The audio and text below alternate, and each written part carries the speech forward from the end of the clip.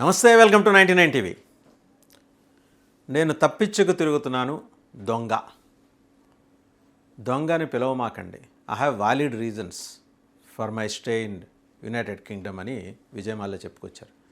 ఆయన ఇంకో మాట కూడా చెప్పారు. జాగ్రత్తగా అక్కడ చూస్తే union finance ministry has said in writing that banks have taken 14,100 crore from మీ. బ్యాంకులు నా దగ్గర 14,000 కోట్లు తీసుకున్నాయి. ఇది ఎవరు చెప్తుంది? భారత ఆర్థిక మంత్రిత్వ శాఖ. Even though the court said I only had to pay 6,203 crore rupees. కోర్టులు చెప్పిందంతా నేను పే చేయాల్సింది 6,203 కోట్ల రూపాయలు. అయినా ఎందుకు నన్ను అలా దొంగ అని పిలుస్తున్నారు? దొంగ ఏడి, దొంగతనం ఎక్కడా అని చెప్పి చాలా తీవ్రంగానే అభ్యంతరం వ్యక్తం చేశాడు ఆయన. ఎవరికో పోడ్కాస్ట్ ఇంటర్వ్యూ ఇస్తూ రాజ్ షమానీకి, you may call me as a fugitive for not going to India post March, but I did not run away. నేను ఏదో తప్పించుకు తిరుగుతున్నానని మీరు అనొచ్చు, మార్చి తర్వాత నేను భారత్కి వెళ్ళటం లేదని, బట్ నేను ఎక్కడికి పారిపోలా అని అంటూ, I flew on a prescheduled visit, fair enough, I did not return for reasons what I consider valid. నా ప్రీషెడ్యూల్డ్ విజిట్ ఉంది, నేను వచ్చాను, ఇంక పారిపోయే సవాల్ ఎక్కడి నుంచి వస్తుంది? అండ్ ఇప్పుడు రాకపోవడానికి కారణం అంటారా? I have my valid reasons. So if you want to call me a fugitive, go ahead. తప్పిస్తున్నారని మీరు పని అయితే నాకు ఎలాంటి అభ్యంతరం లేదు, please go ahead. But where is the chor coming from and where is the chori? దొంగేడి, దొంగతనం ఎక్కడ? దీనికి సమానం చెప్పండి.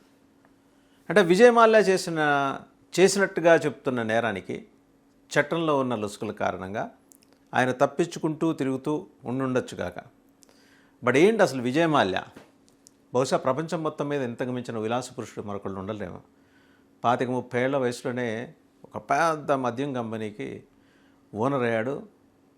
బ్రాండ్లు తయారు చేసిన ఆయన ఇంకో బ్రాండ్ అయ్యాడు, విజయ్ మాల్యా.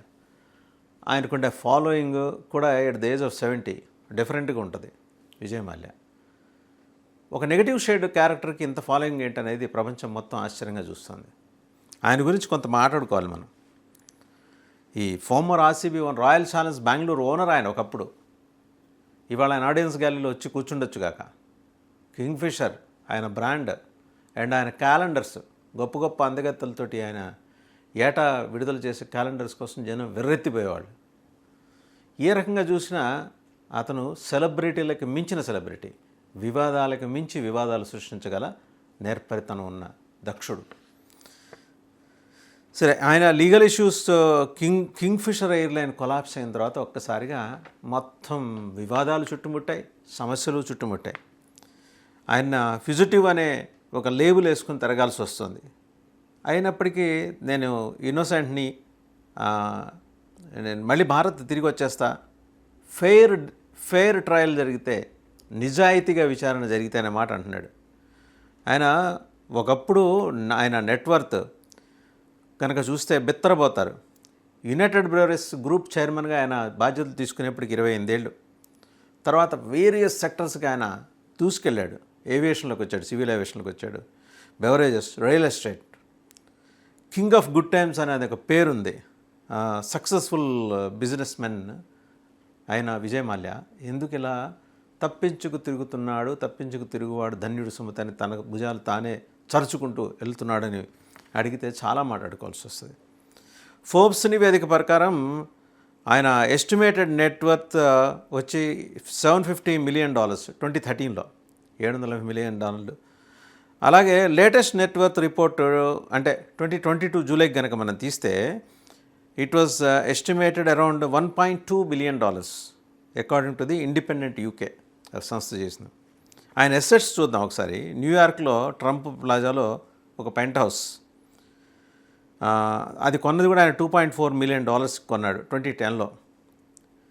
అది కాక ఆయనకి 3 లగ్జరీ కాండోస్ ఉన్నాయి సేమ్ బిల్డింగ్లో according to India today report. And 2 of these luxury condos were purchased jointly with his daughter. కూతురుతో కలిసి ఆయన 2 కొన్నారు ఆయన, ఒకటి సొంతంగా. ఇది కాక ఆయనకి లీ గ్రాండే జార్డిన్ ఎస్టేట్ అని ఫ్రాన్స్లో ఉంది. అది ఎక్కడంటే located in the island of Sainte Margaret అనే ఐలాండ్లో ఉంది. ఎక్కడ నియర్ కైన్స్. 2012లో కింగ్ఫిషర్ ఎయిర్లైన్స్ చాలా డీప్ ట్రబుల్ ఫేస్ చేసింది. ఒక వెలుగు వెలిగింది కింగ్ఫిషర్ ఎయిర్లైన్స్. దాంతో ఆయన అప్పుల్లో కూరుకుపోయాడు, ఫైనాన్షియల్ ఇష్యూస్ వచ్చినాయి. అండ్ గ్లోబల్ ఫైనాన్స్ క్రైసిస్ 2008 ఆర్థిక మాంద్యం దీనికి కారణమని ఆయన చెప్పుకుంటూ వచ్చాడు. ఆయన పతనం అవటానికి దాంట్లో లాంగ్ లీగల్ బ్యాటిల్ ఉంది ఆయనకి ఎవరితోటి, with lenders and Indian authorities. అయితే ఆయన ఇవన్నీ నేపథ్యంలో నేను భారత్ తిరిగి వచ్చేయాలని కోరుకుంటున్నట్టు చెప్పాడు ఆయన. ఫెయిర్ ట్రయల్ అయితే నిజాయితీగా నన్ను విచారించప్పుడు వేధించకుండా అని. ఆయన 2016లో యూకే వెళ్ళిపోయాడు. బ్యాంక్ లోన్ డిఫాల్ట్ కేసు ఒకటి ఉంది, 9,000 కోట్లు తీసుకొని ఎగ్గొట్టాడని.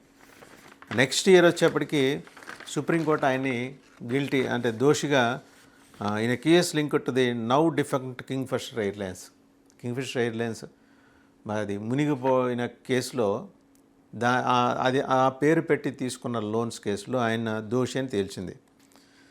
అంతేకాకుండా ఆయన $40 million ఆయన పిల్లలకి ట్రాన్స్ఫర్ చేశారు ఇల్లీగల్గా. దానికోసం ఒక 4 నెలల jail term.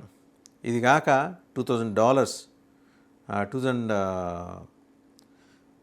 For 2017 contempt of court case accompany the పనిష్మెంట్తో పాటు ఆయన పేమెంట్ కూడా కొంత చేయాల్సి వచ్చింది, పెనాల్టీ. ఆయన ఎక్స్ట్రాడిషన్ కోసం అప్పగించాలని చెప్పి 2017లో భారత ప్రభుత్వం అడిగింది. బట్ ఆయన డినై చేస్తున్నాడు, నేనేం తప్పు చేస్తే కదా నన్ను అప్పగించాలని, నేనేం ఖైదీ కిందకు రాను, I'm N pre scheduled visit, but I have my own reasons to not to go to India. నాకున్న రీజన్స్ ఉన్నాయి, వెళ్ళాలనుకున్న ఇప్పుడు వెళ్తాను అని అంటూనే వెళ్ళాలనుందనే ఆశను కూడా ఆకాంక్షను కూడా వ్యక్తం చేశాడు. అందుకనే తాపికి నన్ను ఫ్యూజిటివ్ అని పిలవమాకండి, నేనేం తప్పించుకు తిరగట్లేదు, I did not run away. And అదే సందర్భంలో where is the thief coming from and where is the chori, where is the thief and where is the theft, చోర్ కహా హై ఔర్ చోరీ కహా హువా థా అని చెప్పి ఆయన ప్రశ్నిస్తున్నాడు. మొత్తానికి ఏంటంటే విజయ్ మాల్యా మనసులోని మాట బయట పెట్టాడు. ఊరి మీద గాలి వెళ్ళింది, అంటే దేశం మీద గాలి వెళ్ళింది. వస్తానంటున్నాడు, ఫెయిర్ ట్రయల్ అయితే కనుక ఖచ్చితంగా వచ్చి నేను అటెండ్ అవుతాను. ఫైనాన్స్ మినిస్ట్రీ చెప్పింది ఆయన దగ్గర నుంచి 14,100 కోట్ల రూపాయలు వసూలు చేశారని. బట్ కోర్టుకు నాకు చెప్పమని నన్ను కట్టమని అడిగింది 6,203 కోట్ల రూపాయలు. మరి ఇన్నాళ్ళు ఎందుకు దాక్కున్నట్టు, ఇవాళే ఎందుకు వచ్చి మాట్లాడుతున్నట్టు? ఇదేదో పాడ్కాస్ట్ ఇంటర్వ్యూలో కాకుండా నేరుగా government of India minister of ఫైనాన్స్కి రాయొచ్చు, ప్రధానమంత్రికి లేఖ రాయొచ్చు. అయ్యా నేను వస్తాను, నిజాయితీగా ఈ విచారణ జరపనీయండి అనొచ్చు కదా, ఎందుకంటలేదు విజయ్ మాల్యా?